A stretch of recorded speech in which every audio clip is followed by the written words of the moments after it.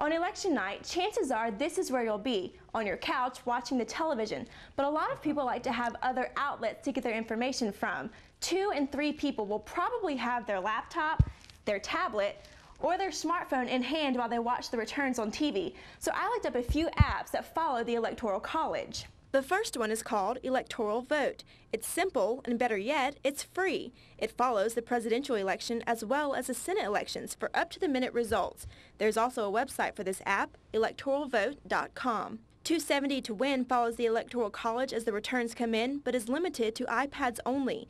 It allows you to create your own map to try and predict how the election will turn out, and it provides a history of past presidential elections. It's 99 cents, and it also has a website, 270towin.com.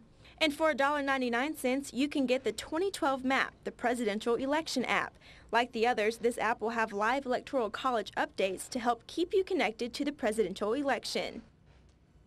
Again, these are just a few of the apps and websites out there. You can also get up-to-the-minute return results tomorrow on our website, WKRG.com.